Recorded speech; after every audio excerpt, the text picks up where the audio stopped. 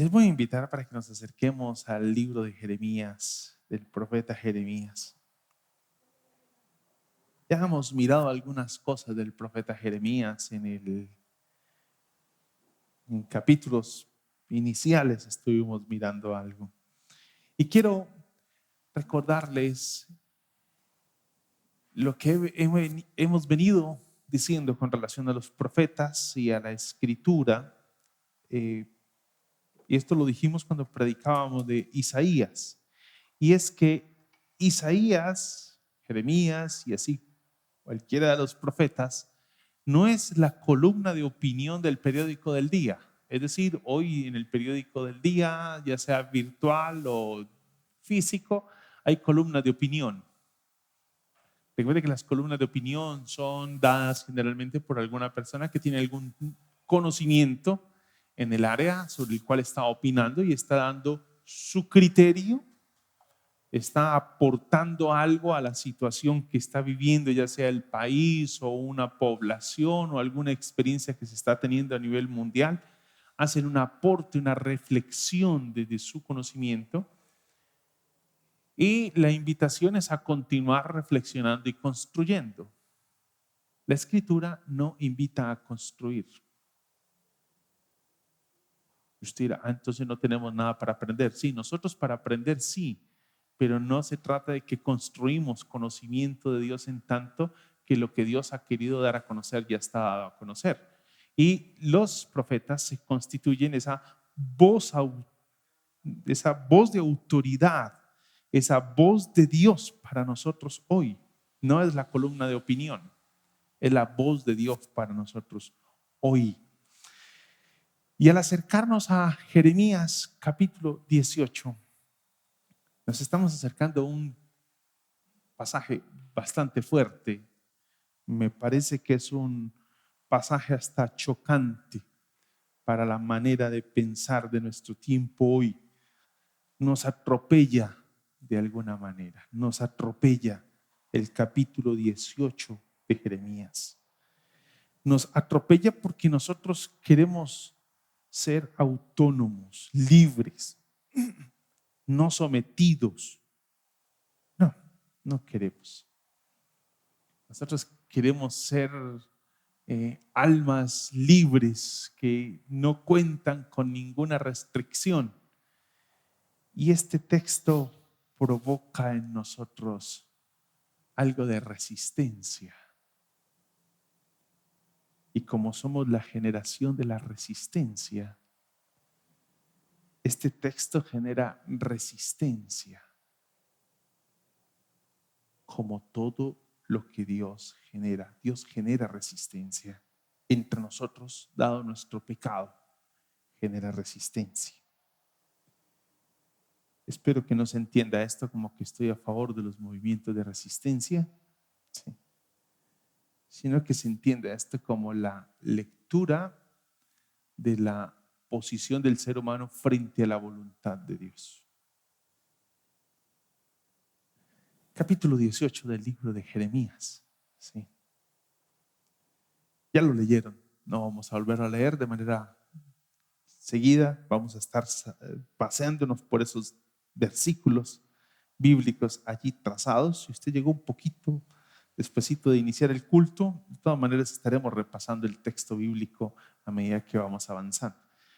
Y un aspecto que llama la atención, así como cuando predicábamos de Isaías y hablábamos acerca de que los profetas no son la columna de opinión del diario del día, es que es Dios quien toma la iniciativa de hablar. Dios toma la iniciativa de venir a nosotros. Es así como va a iniciar. Esta es la palabra del Señor que vino a Jeremías.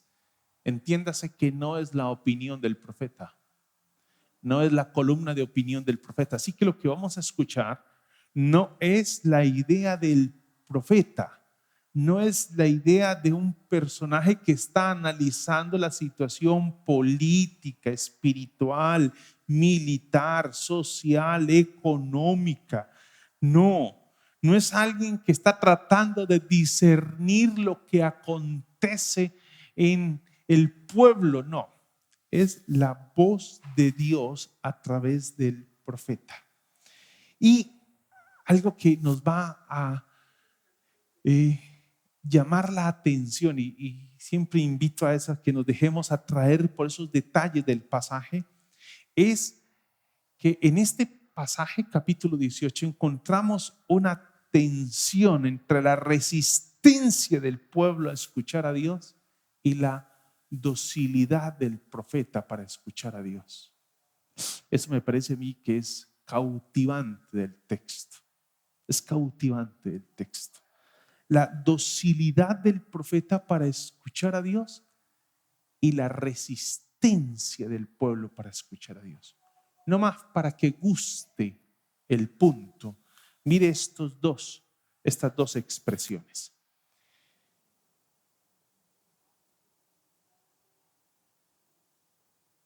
Esta es la palabra del Señor que vino a Jeremías. Versículo 2. Versículo 3. Entonces bajé. Qué diligencia la del profeta. Mire el versículo 12. Está hablando del pueblo.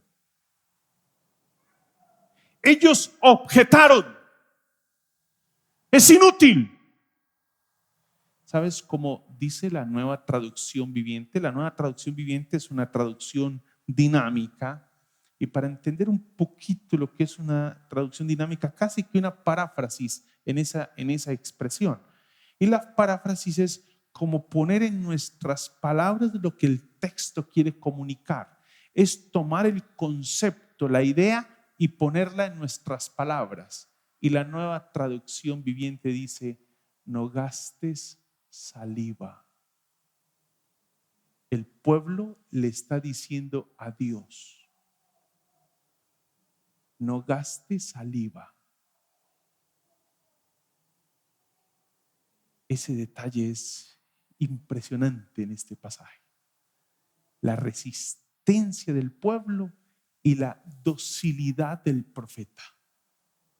Ese detalle es cautivante en el pasaje. Es cautivante. Lo atrapa a uno la idea de la tensión que se genera entre la docilidad del profeta y la tensión, resistencia del pueblo. No gastes saliva. Es inútil que nos sigas diciendo. Nosotros ya tomamos nuestra decisión. Y eso me parece que es fuertísimo. Resistencia.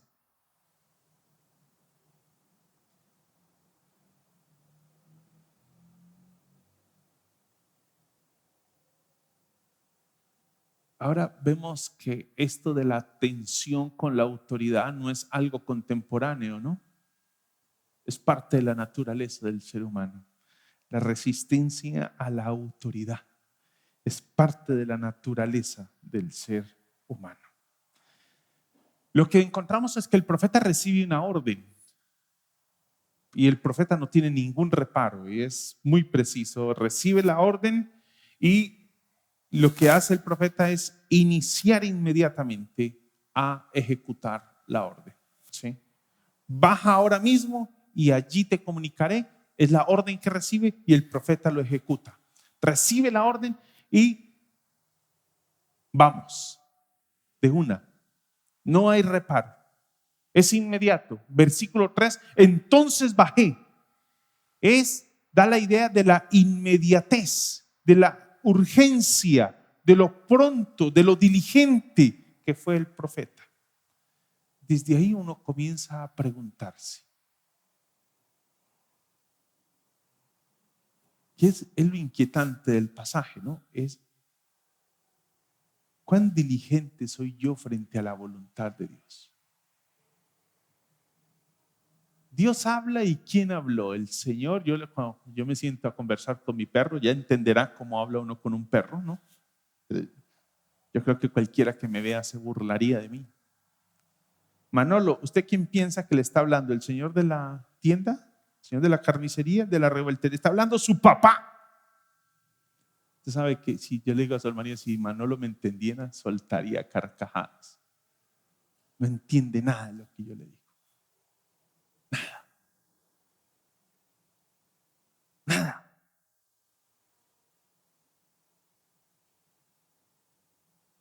Pero yo le sigo dando órdenes. Manolo, ¿usted qué piensa? ¿Quién le está hablando? Le está hablando el que le da la comida todos los días. Él no entiende nada.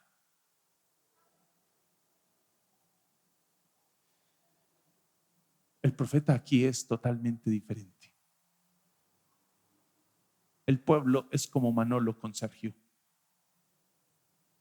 El perro de Sergio no entiende nada de lo que él le dice. Yo le echo unos discursos que cualquiera que me vea dice, Sergio está como afectado, está trastornado.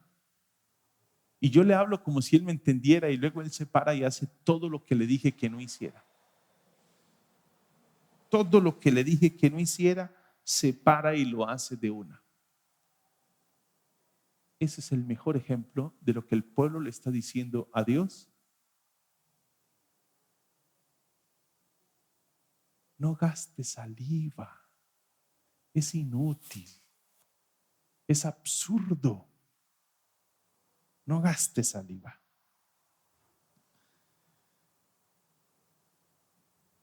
Ese movimiento del profeta nos invita a pensar en eso, lo pronto que es el profeta. Sí, responde inmediatamente. La nueva traducción viviente, estoy trayendo a colación esa traducción por la manera en cómo pone la expresión. Dice, así que hice lo que me dijo.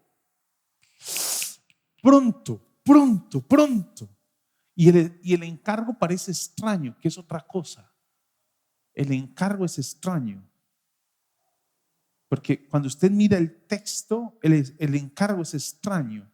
Porque es como un mensaje a pedacitos. Vaya y muévase a la casa del alfarero y allá le voy a decir qué hace. ¿Y por qué no me lo dice de una vez? Seguramente nosotros le diríamos a Dios, ¿y para qué me va a hacer ir allá? ¿Y es que no puede hablar o qué? ¿Es que usted no puede decírmelo aquí? El profeta no entra a discutir. Es extraño el llamado. O sea, nosotros que somos lectores lo vemos muy, muy común. Es normal que esas, claro, porque nosotros ya somos lectores de no sé cuántos siglos después de que el libro fue escrito, entonces nos parece normal. Pero cuando el profeta está allí y Dios le dice que vaya, no es algo tan normal, no es algo cotidiano. No es algo cotidiano que Dios nos dé su voluntad ahí como vaya a la casa del alfarero. No, seguramente no era una casa que él acostumbraba a visitar. Y el extraño era, vaya solo a mirar.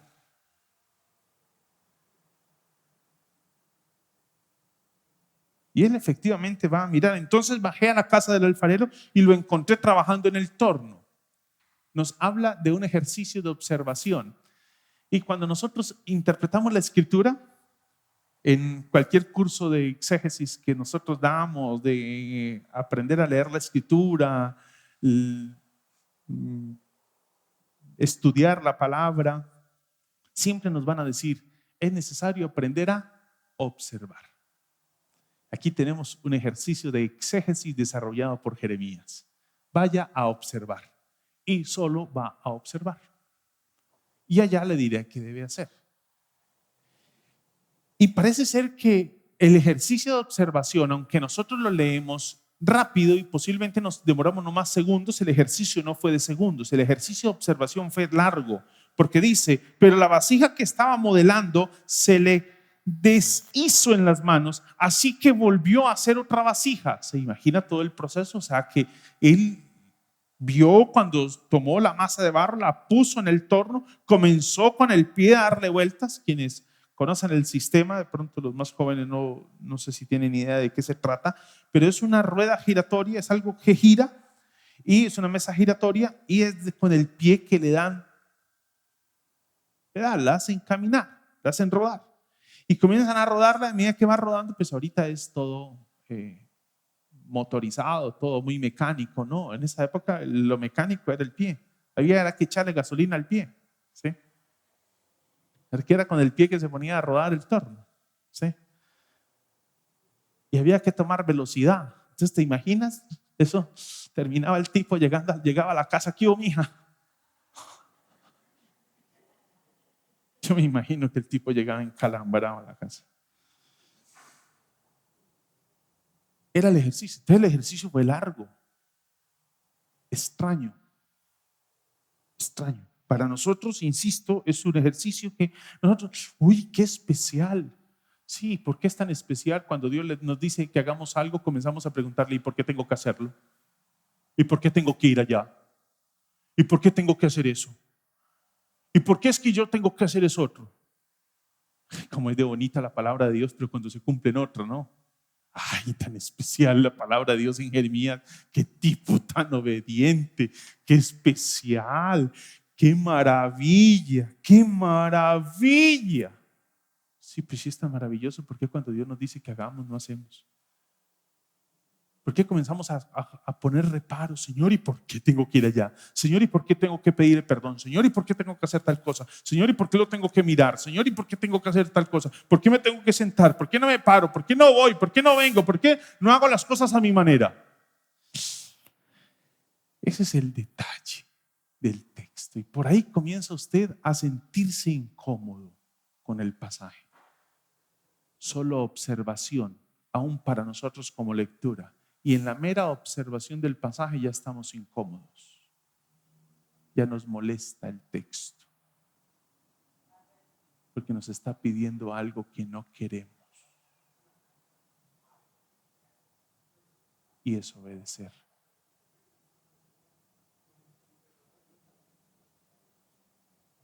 Y obedecer sin reparos. Ah, pero usted no ha dicho que la fe no es ciega. Sí, la fe no es ciega. Precisamente por eso obedecemos sin reparos, porque nuestra fe no es ciega. Tenemos todo muy claro acerca de quién es Dios. Y si tenemos claro acerca de quién es Dios, ¿por qué no obedecemos?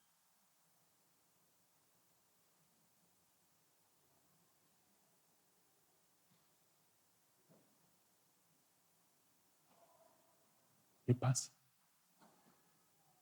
La fe no es ciega. La fe tiene los ojos bien abiertos. John Stott escribe un librito que se llama Creer es también pensar.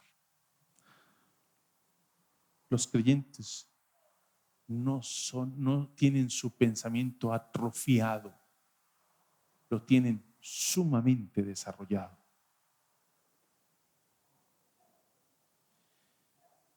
Llega a la casa del alfarero, inicia el proceso de observación y esta es una narración que nos describe el hecho acerca de cómo se echa a perder una vasija y luego sin mediar acción, o sea, no hay ninguna acción intermedia, sin mediar acción, desde allí mismo toma la masa de barro de nueva y comienza a hacer una vasija nueva. Es lo que él está observando. Luego del ejercicio de observación viene la palabra de Dios. Ahora sí, viene la palabra.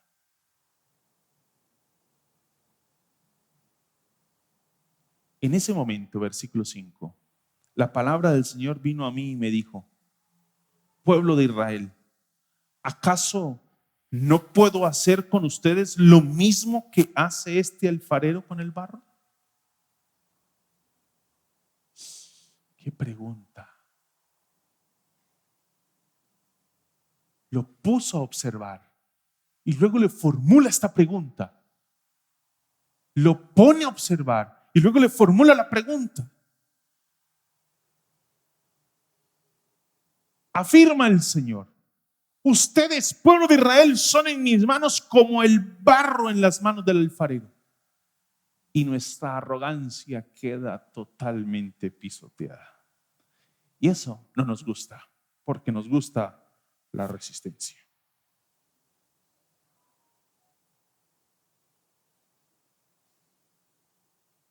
Si estamos viendo bien lo que el Señor está diciendo, ¿no?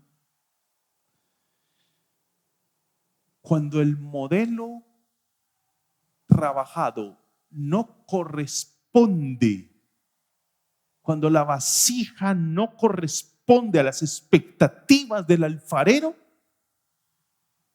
el alfarero no trata de mejorarlo. sino que lo reduce de nuevo a una masa de barro y ahora sí hace lo que Él quiere. Eso es fuertísimo. Si logramos ver lo que el texto nos pretende comunicar. Y dice, así hago yo, dice el Señor. Y lo expresa en una pregunta retórica: ¿acaso no puedo hacer con ustedes lo mismo que hace este alfarero con el barro? Y para que quede claro lo que es una pregunta retórica es aquella cuyo objetivo es expresar una duda. Perdón, es aquella que no busca expresar una duda, ni espera una respuesta, tampoco espera una explicación sobre un asunto, sino poner el énfasis en una afirmación. ¿Acaso no puedo hacer con ustedes lo mismo que hace este alfarero con el barro? Él no está esperando que el pueblo responda, aunque el pueblo le responde por allá en el versículo 12, pero él no está esperando que el pueblo responda. Esa es una interrogante lanzado sin esperar respuesta, pues la respuesta está en la pregunta. Y la pregunta nos está diciendo claramente, a la luz de lo que acaba de pasar con el alfarero, nos está dejando claro qué es lo que pasa, qué es la respuesta, qué es lo que está implícito, que solo hay que escucharlo para entenderlo. Solo basta con escuchar para lograr discernir lo que quiere comunicar Dios a través del profeta. Está dando a entender esa idea, eso que en realidad es crucial para el pueblo. Una pregunta retórica simula un diálogo. Pretende como mostrar la idea de un diálogo, pero no es un diálogo, porque la pregunta no espera respuesta. Y lo que está haciendo el Señor acá no es esperar una respuesta, no, está dando por hecho la respuesta. En la ilustración del profeta está claro. Y el propósito es reafirmar lo que el profeta ya vio. Reafirmar.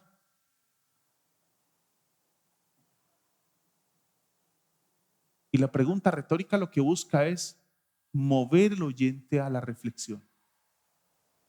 Mover el oyente a la reflexión. Moverlo. Impulsarlo. Empujarlo a la reflexión. Y esa pregunta, ¿cómo nos inquieta a nosotros hoy? ¿Acaso no puedo hacer con ustedes lo mismo que hace este alfarero con el barro? En la época de la autonomía, de la libertad, es curioso que nosotros hoy hablamos de libertad y la única manera en cómo la Biblia dice que somos libres es en Cristo Jesús. Y nosotros hablamos de libertad por todas partes. Queremos hasta liberarnos de Dios, ¿no? Queremos liberarnos de la Escritura, queremos liberarnos de todo yugo de la religión, queremos liberarnos de todo. Y lo que la Escritura va a dejarnos claro es que la única libertad que se experimenta es en Cristo Jesús. De otra forma, usted y yo somos esclavos. Estamos como el adolescente, ¿no? Esta semana escuchaba a alguien decir que el adolescente era muy original, pero se peina como Shakira, se viste como Ricky Martin, se coloca los zapatos de J Balvin, pero es muy original, ¿no? Qué originalidad, ¿no? Chévere, me encanta la originalidad de los jóvenes de hoy. Me encanta, me fascina la originalidad. Me parezco a Leonardo DiCaprio. He visto como él, pero soy muy original, ¿no? Qué originalidad, qué cosa tan sorprendente. No somos libres. A la luz de la Escritura, la única libertad la alcanzamos en Cristo Jesús. No hay otra manera de ser libres. No lo hay. Y esa pregunta retórica nos está desafiando. Israel es en mis manos, dice el Señor, como la masa de barro en las manos del alfarero. Así es el Señor.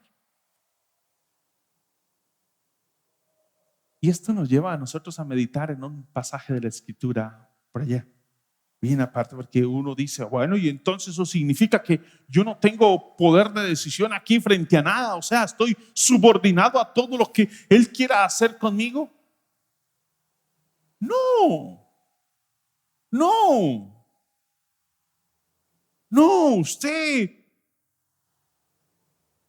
toma sus decisiones. ¿Recuerda que Adán se comió el chontaduro? No me diga que era una manzana, era un chontaduro. Primero Eva lo cocinó, lo peló y sacó un pedacito y le dijo, comételo con, ¿cómo es que lo comen? Con sal y con café, creo que lo comen acá, comételo con café, sabe tan rico. Comételo, échale sal. Sabe rico el chontaduro. Y el tipo se comió el pedazo de chontaduro. ¿Se da cuenta que somos libres? Libres para las torpezas que estamos acostumbrados a cometer, ¿no? Deuteronomio nos retoma el texto acá como nos lo está poniendo Jeremías, y algo que nos debe llamar la atención es que los profetas constantemente nos están haciendo referencia a la Torá, a la ley, a la palabra que el Señor ha dado, a la directriz, porque en realidad los profetas no dan nuevas leyes. Los profetas lo que hacen es invitar al pueblo a volver a la ley. Entonces lo que hacen es constantemente invitar al pueblo a volver a la ley. Y por eso cuando leemos los profetas es importante tener presente qué parte de la Torá está citando, qué parte de la Torá, una clave interpretativa de estudio de la palabra, qué parte de la Torá está citando, qué parte nos está llevando, a qué parte y cuál es la Torá. La Torá, la Torá. 5 primeros libros de la Biblia: Pentateuco, Génesis, Éxodo, Levítico, Apocalipsis, ¿no? Ajá. Génesis, Éxodo, Levítico, Números y Deuteronomio. Son los 5 primeros libros de la Biblia.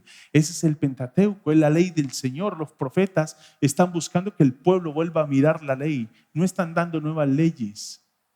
Los mandamientos que encontramos allí, todos los mandatos del Señor en los profetas están apuntando a volverse a la ley de Dios. A eso están apuntando. No son nuevas leyes, no son nuevas directrices para el pueblo. Como ley, como legislación para el pueblo, no lo es. Sí como mandato, sí como llamado, pero no como legislación.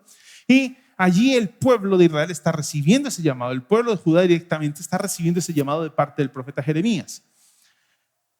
Y como Jeremías se convierte en un eco de Deuteronomio. Escuche, Deuteronomio 30:15 no es la única parte de Deuteronomio. De hecho, viene próximamente un seminario de Deuteronomio que espero que se esté preparando, y posiblemente en octubre estaremos reflexionando sobre algunos apartes de Deuteronomio en las predicaciones, como un complemento a lo que estarán trabajando en el seminario en el mes de noviembre y primeros fines de semana de diciembre, quizá 1 o 2 fines de semana de diciembre. Mire lo que dice Deuteronomio capítulo 30, versículo 15 al 20. Hoy te doy a elegir entre la vida y la muerte.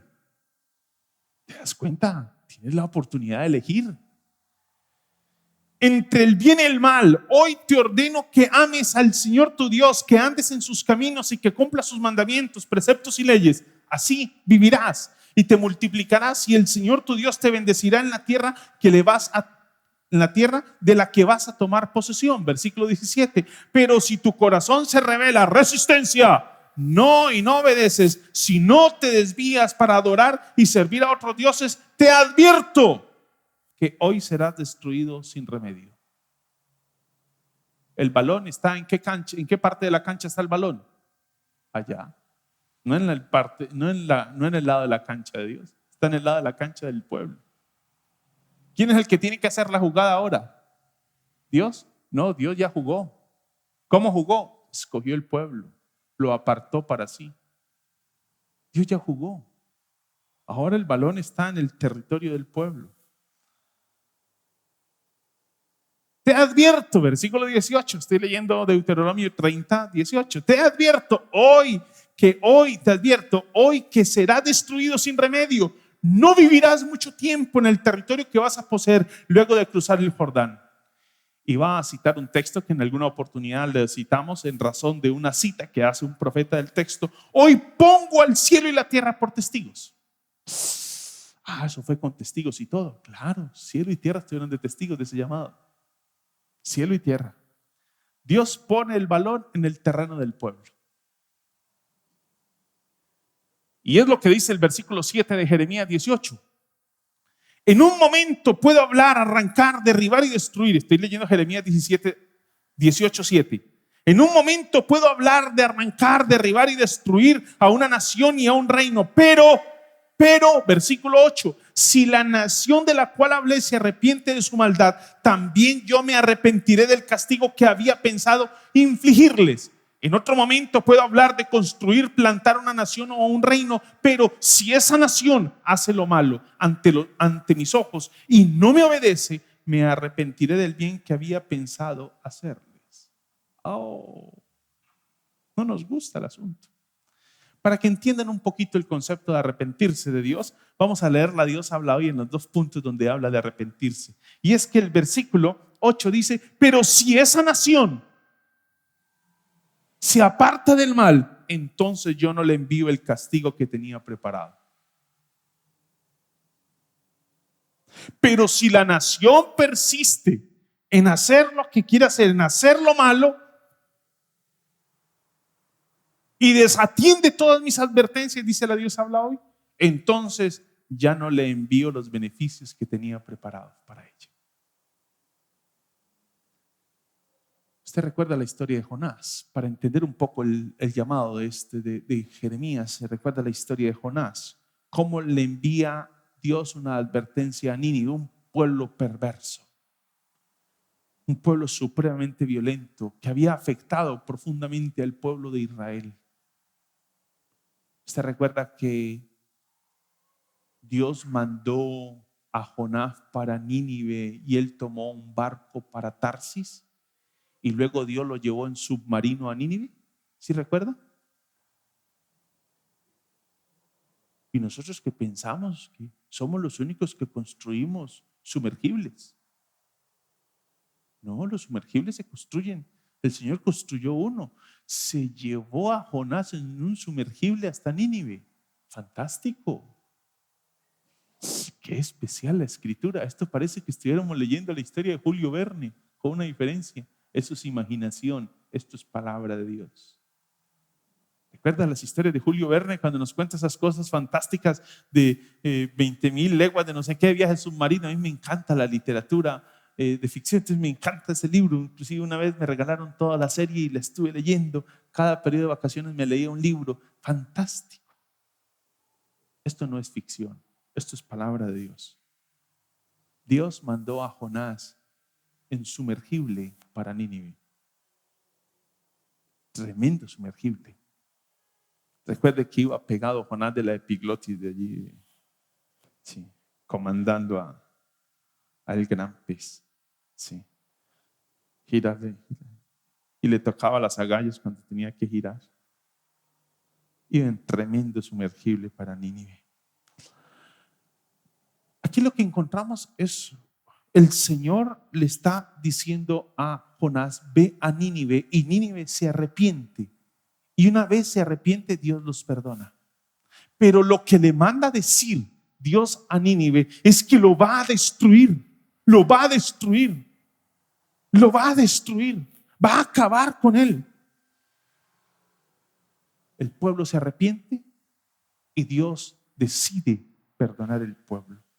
Aquí hay un condicional y ese condicional lo pone Dios. Ese condicional lo pone Dios. El condicional en Jeremías lo pone Dios.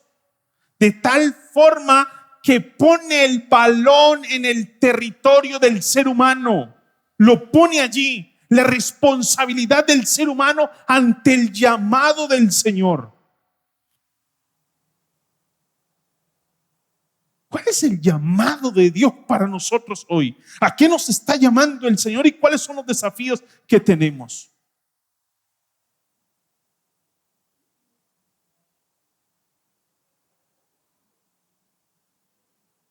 Es que nosotros a veces tenemos una imaginación un poco amplia y es que somos el pueblo de Dios y siempre nos irá bien, así nuestro comportamiento sea ajeno a la voluntad de Dios.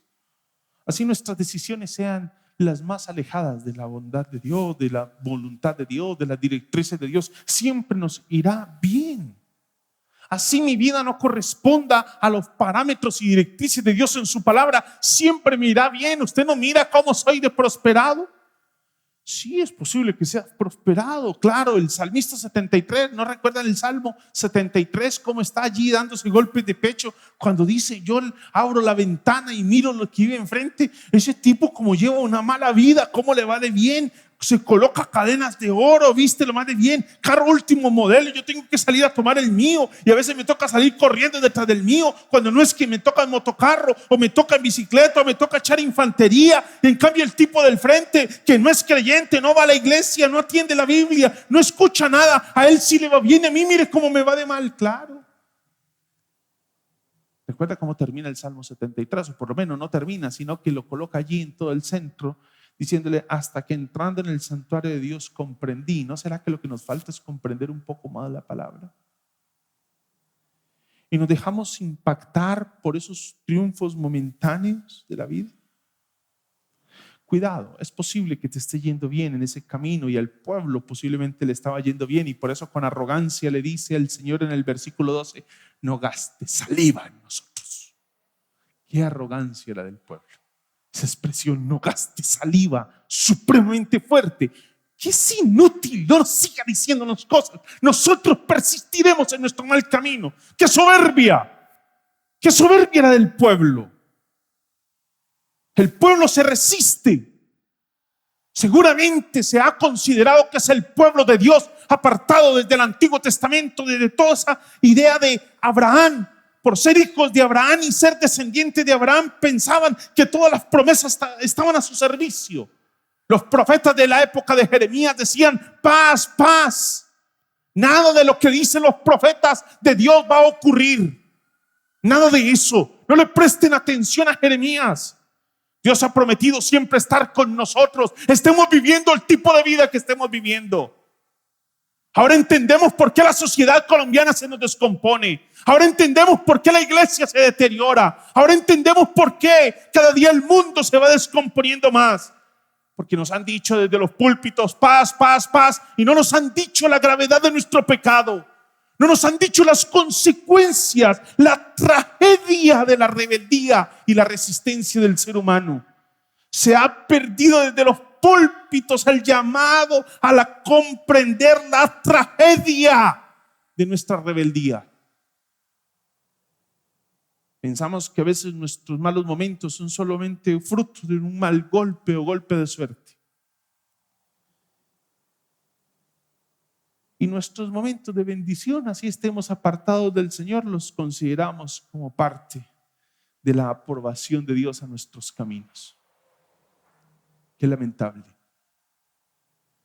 No nos hemos dado cuenta que no son más que una expresión de la misericordia de Dios llamándonos a volvernos a Él. Nos quedamos con el paz, paz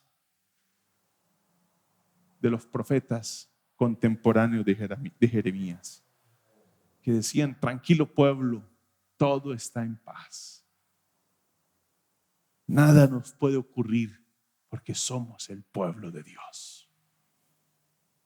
Dios ha prometido estar siempre con nosotros y ya no puede volverse atrás, porque Él no miente, Él no cambia. Sí, efectivamente, tiene buen conocimiento de Dios, por lo menos en cuanto a los atributos. Un poco de mala aplicación de la palabra, pero conoce. Podemos calificarle 5 en teoría, pero si es sobre 10, sacó 0 en aplicación.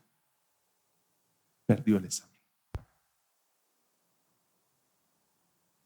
Dios le dijo al pueblo en Deuteronomio: hoy te doy para que elijas entre la vida y la muerte.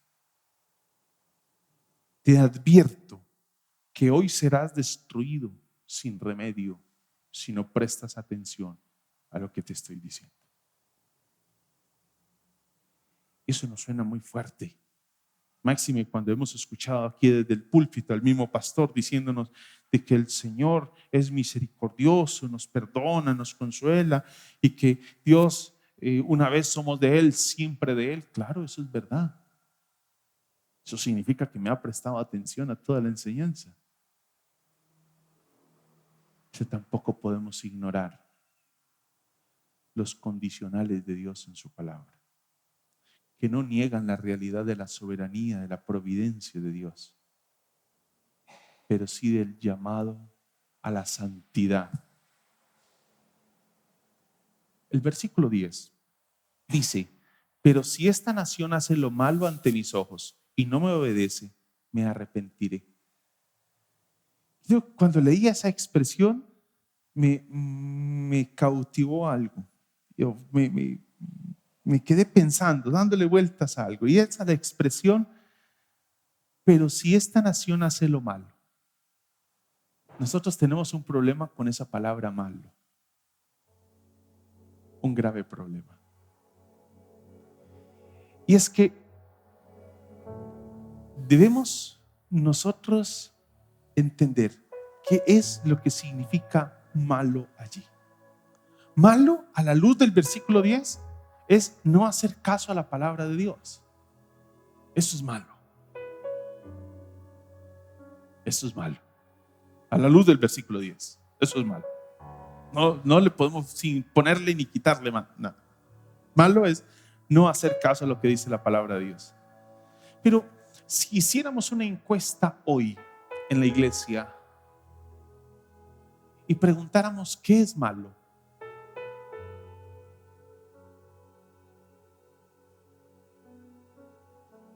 ¿por qué esto o aquello es malo?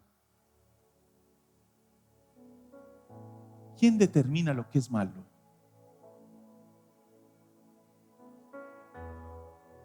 Es posible que usted ya tenga respuestas automáticas. Dios. Ok. Son respuestas en automático, máxime el contexto en el que estamos. Estamos en la iglesia, entonces nadie se atrevería a decir otra cosa diferente a eso. Dios estamos en la iglesia, ¿cómo voy a decir otra cosa? No puedo decir otra cosa. Me echan de la iglesia. No puedo decir algo diferente. Tengo que decir que Dios.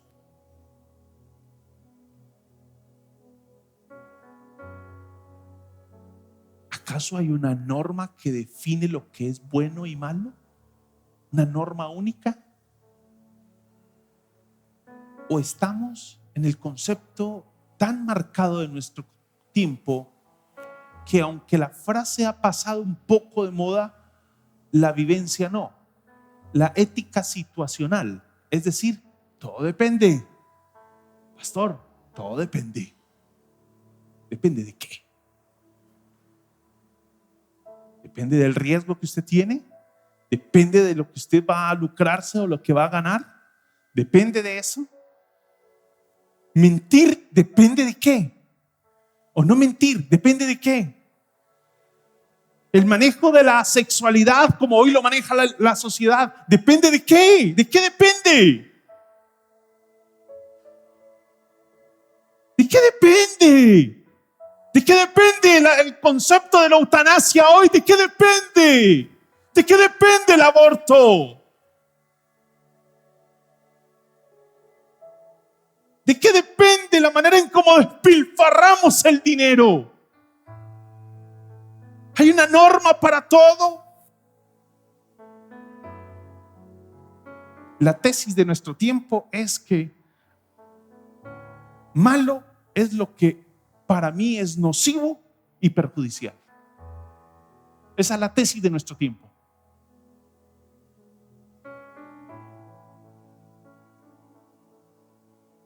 Tenemos un problema.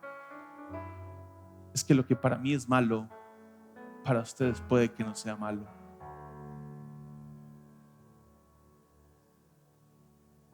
Porque puede ser que decir la verdad para mí en un momento sea perjudicial, para ustedes no. Porque decir la verdad nos coloca en vilo, nos coloca en el borde, nos coloca en muchas oportunidades, en momentos de tensión.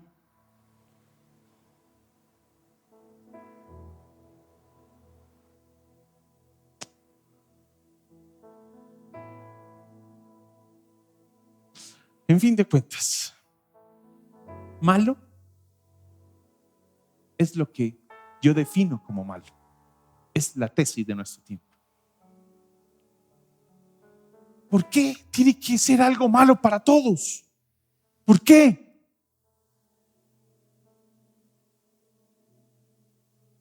Es que hay algo malo en sí mismo.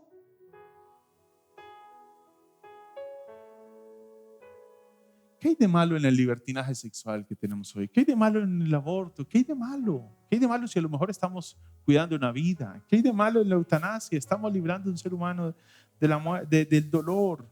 ¿Qué hay de malo? ¿Qué hay de malo en el divorcio?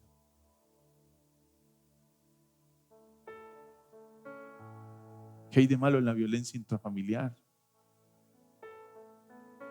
Todo está justificado por nosotros.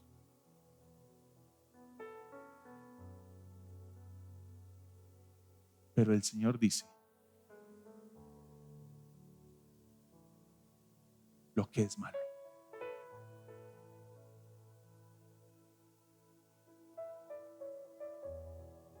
Y lo que es malo no viene determinado por el profeta. Recuerda que le dije que los profetas no son una columna de opinión. No es el profeta el que determina lo que es malo. No es el pastor de turno el que determina lo que es malo. El pastor de turno puede cambiar cada 8 días. Pero si expone la palabra, no debería cambiar lo que es malo. No debería cambiar. El hombre no es la medida de todas las cosas. El hombre no es la medida de lo bueno y lo malo. No es el hombre, no es el ser humano.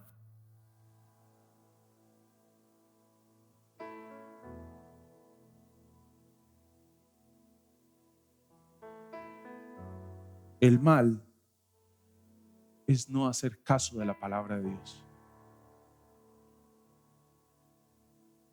Eso sí nos pone en aprietos. Si el mal va más allá de simplemente evitar cosas que son nocivas para mí, y ahora me están diciendo de que el mal lo define Dios y no lo defino yo, eso sí me pone en aprietos en una sociedad que hoy no quiere nada de normas.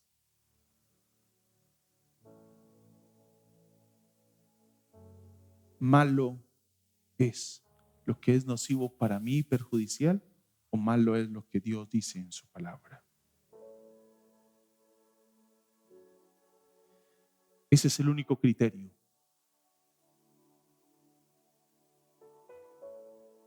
Usted, padre de familia, quiere educar a su hijo a la luz de lo que dice la Escritura. Quien define lo que es bueno y lo que es malo no es él, no es usted, no es la iglesia, no es el colegio, no es el Estado. ¿Es usted? No. ¿Es el Estado? No. ¿Es la iglesia? No. Es Dios.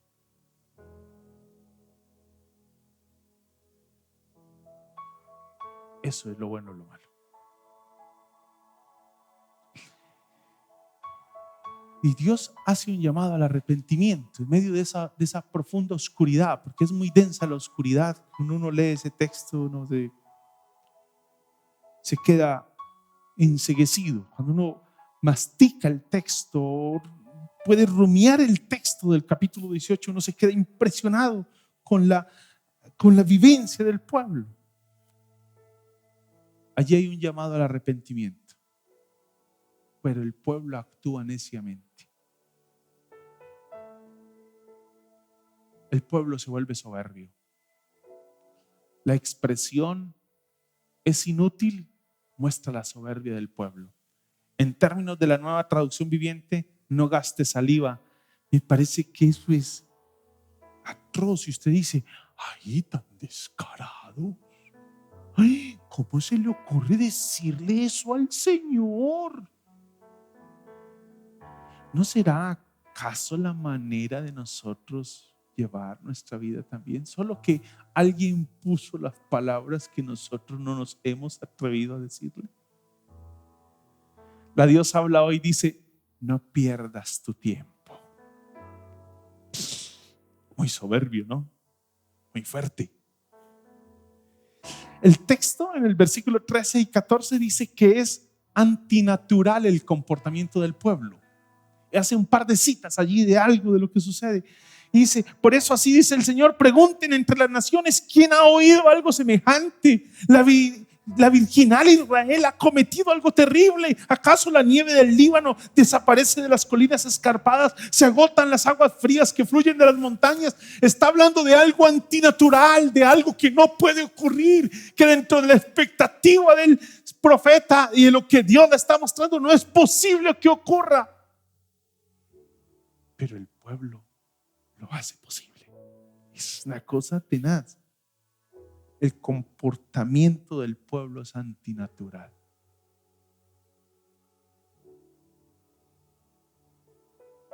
Se han dejado seducir por la novedad.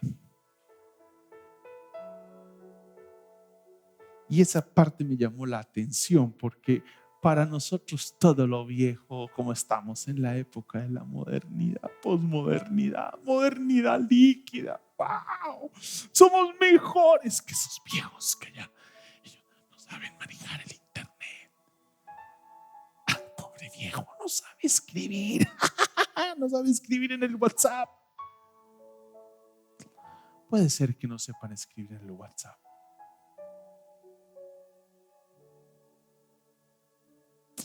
El versículo 15 dice, sin embargo mi pueblo me ha olvidado, quema incienso a ídolos inútiles, ha tropezado en sus caminos, en los senderos antiguos.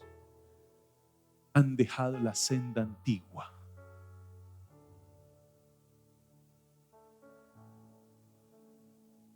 La Nueva Biblia de las Américas dice, se han desviado de sus caminos, de las sendas antiguas. Pastor, estamos siglo XXI. Esto fue escrito hace mucho tiempo. ¿Por qué no le hacemos una actualización a la Biblia? De pronto usted nos puede ayudar. Hagámosle una actualización a la Biblia. No, ya tiene muchas. Y creo que lo que necesitamos no es una actualización de la Biblia.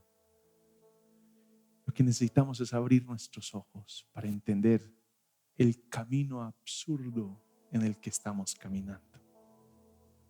Vamos directo al extravío. Hoy que tenemos una fuerte resistencia a la autoridad, a toda autoridad, porque nos han enseñado a preguntar y el problema no es preguntar, es válido la pregunta. El problema es que nos hemos levantado en una resistencia a la autoridad y pretendemos nosotros tener el poder para resistirlo. Y cuando usted lee la parábola,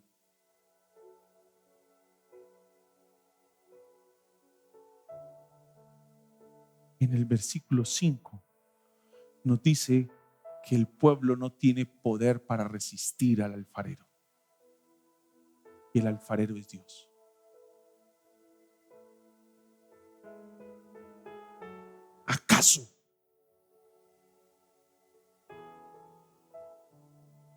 ¿Acaso, versículo 6, no puedo hacer con ustedes lo mismo que hace este alfarero con el barro? No tenemos poder para resistir al soberano. No lo tenemos. La imagen de un alfarero nos da cuenta de la soberanía de Dios.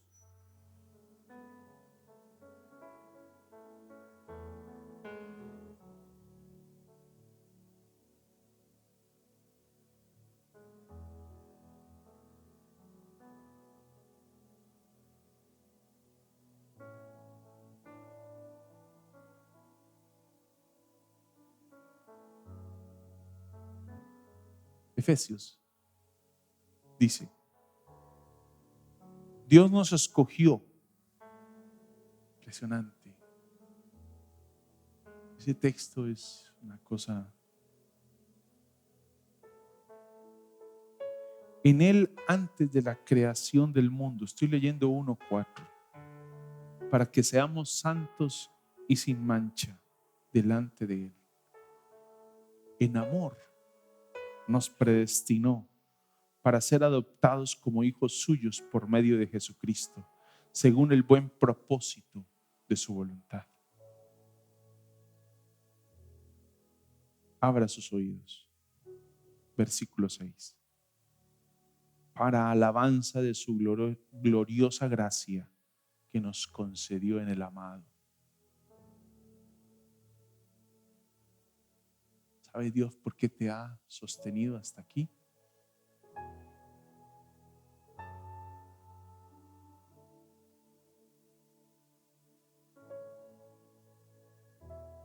Solo por su gracia. ¿Sabes cuál es el llamado a la luz de esa gracia? Que vivas para la gloria de Dios. Piensa para la gloria de Dios. Camina para la gloria de Dios. Respira para la gloria de Dios. ¿Quieres encontrar la realización de la vida? ¿La grandeza de la vida? ¿Disfrutar de lo valioso de la vida? Vive para el Señor. Deja de resistir. De otra forma, lo único que experimentarás será el trato del Señor. Siga leyendo Jeremías para que usted se dé cuenta cómo Dios trató el pueblo. Pero algo, no me puedo ir sin decirles esto, que en el texto creo que me terminó de quebrar. Luego de todo eso, el versículo 18 fue tenaz, fue el golpe final para mí. Ellos dijeron: vengan, tramemos un plan contra Jeremías. ¿Sabes qué es lo que están diciendo? Acabemos con la palabra de Dios entre nosotros.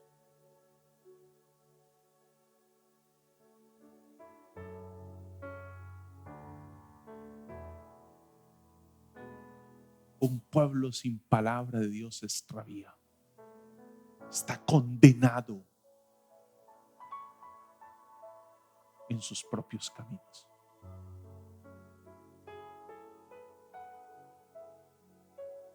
Sin embargo, hay luz al final del túnel. Dios los llevó 70 años a Babilonia. Los quebró. La soberbia Judá fue quebrada. Su ciudad quedó en ruinas, su templo destruido. Los utensilios del templo fueron llevados a la capital.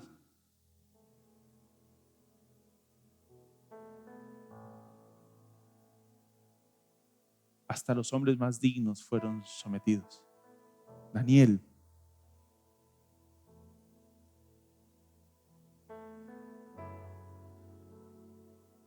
Pero el Señor seguía prometiendo que ellos eran su pueblo. Recuerda la ilustración. El alfarero no desechó la masa. Destruyó lo que se estaba haciendo para hacerlo de nuevo. Y eso es doloroso. Que Dios en su gracia nos permita discernir qué es lo que Dios quiere hoy para ti, para tu familia, para la iglesia. ¿Qué quiere el Señor? Incline su rostro. Guarde unos segunditos de silencio delante del Señor. Allí delante de Jeremías capítulo 18.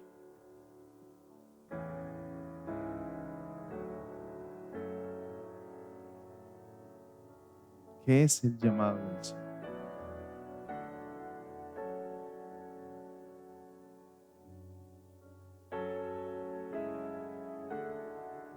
es el llamado del Señor.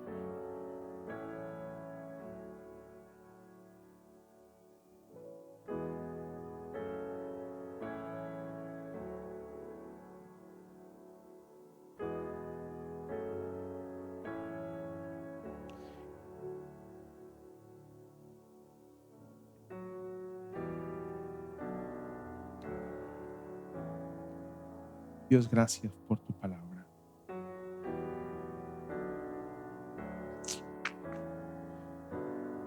Rogamos, Señor, que nos ayudes y nos permitas entender qué es tu palabra para nosotros hoy, creyentes del siglo XXI.